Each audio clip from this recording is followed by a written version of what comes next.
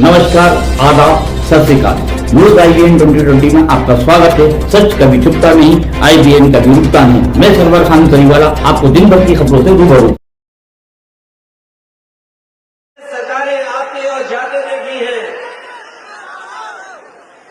सरकार आ जाती है तो याद रखना,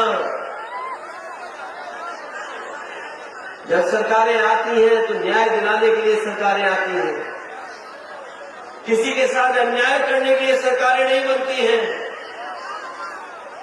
लेकिन हम समाजवादी लोग भी भारतीय जनता पार्टी के लोगों से सीख रहे हैं कि अगर आप अधिकारियों को इस्तेमाल कर करके अन्याय कराओगे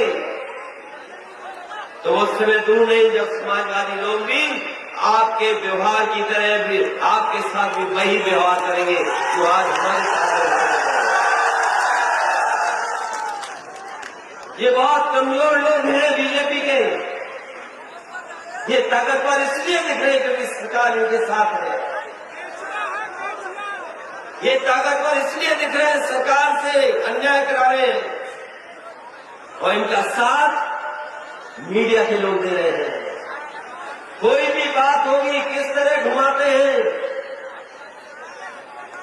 आज इनके साथ और इनके ऊपर अपराधी बैठे उनके बारे की उनकी सूची नहीं आएगी। क्या भारतीय जनता पार्टी में अपराधी नहीं है? क्या भारतीय जनता पार्टी के लोग जमीनें नहीं कब्जा कर रहे? क्या भारतीय जनता पार्टी के लोग गरीब किसान और समाजवादी कार्यकर्ताओं पर झूठे मुकदमे नहीं लगा रहे?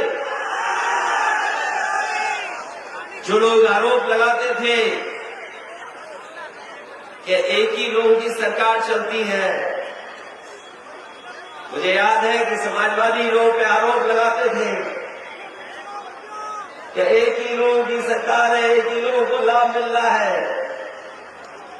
अभी जब विधानसभा में किसी बात को लेकर के चर्चा हुई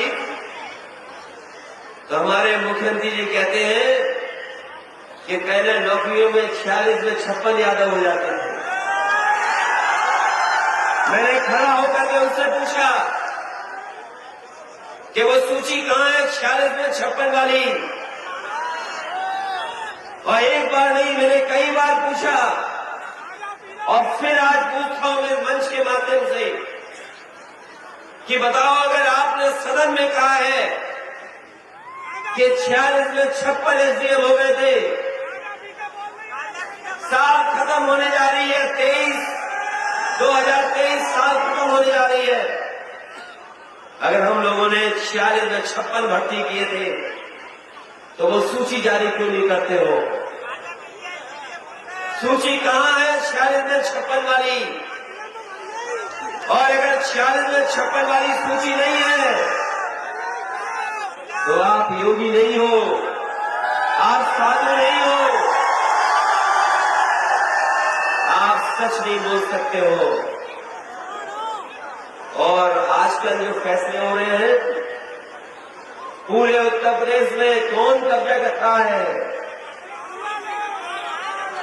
हम तो लखनऊ और फैजाबाद का जानते हैं, अयोध्या। अगर सबसे बड़ा भू माफिया कोई अगर है आज तो वो भारतीय जनता पार्टी के नेता हैं। और अगर ये बात गलत है तो अयोध्या और लखनऊ की रजिस्ट्रियां दिखा दो कि रजिस्ट्रियां किसकी हुई हैं। अयोध्या में अगर सबसे ज्यादा रजिस्ट्रियां किसी की हुई है, सबसे ज्यादा बेईमानी करके अगर कहीं हुई है तो अयोध्या में, और वो भी भारतीय जनता पार्टी के नेताओं ने कराई है। लेकिन वो सूचियां नहीं आएंगी। हम अपने तमाम लोगों को भरोसा दिला के जा रहे हैं, जब कभी समाजवादी लोगों को मौका आएगा तो वो सच्चाई सामने लाने का काम हम लोग करेंगे कि किस तरीके से भारतीय जनता पार्टी के लोगों ने जमीनों पर कब्जा किया। जब देश के रक्षा मंत्री यूपी में एक शहीद हुआ कानपुर का नौजवान, क्या उसके घर परिवार में उसके परिवार के बीच बैठे जाकर के? नहीं बैठे।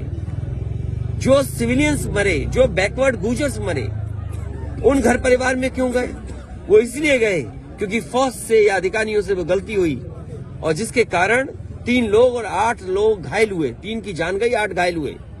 तो आप सवाल ये करिए बीजेपी से कि जो शहीद हुए उनके परिवार के सदस्यों के बीच में उनके बड़े बड़े लीडर बैठेंगे, जाएंगे घर उनके दुख में कि नहीं जाएंगे? और फिर जिस कॉफिन में जो शहीद आया था कहा गया ये कॉफिन नहीं खोला जाएगा, तो सोचिए हम इतने कमजोर दिखाई दे रहे हैं सीमा पर। आप तो लाल आंखें दिखाना चाहते थे, अब आपने आंखें बंद कर ली और चीन से लेकर के दूसरे देश आपकी जमीनें कब्जा कर रहे हैं। और एक दिन आएगा कि आपको बहुत से इलाकों में जाने के लिए जो भारत का इलाका था आपको पासपोर्ट चाहिए होगा। आपने मानसरोवर यात्रा की बात की, क्या भारत ये कह सकता है कि मानसरोवर हमारा है? आप बहुत बड़े तीर्थ स्थान की बात कर रहे हैं। हमारे पत्रकार साथी पूछे कब जाओगे? अगर हम ये आपसे पूछें कि बीजेपी के लोग हमसे पूछते हैं अयोध्या कब जाओगे, हम बीजेपी के लोगों से पूछते हैं कि कैलाश और मानसरोवर कब भारत में आएगा। अखिलेश जी, अगर छोटे दलों की बात की, हमारे चैनल को शेयर, लाइक और सब्सक्राइब करना ना भूलें। बेल आइकन दबाएं, हमारे चैनल को सब्सक्राइब करें और लाइक करें।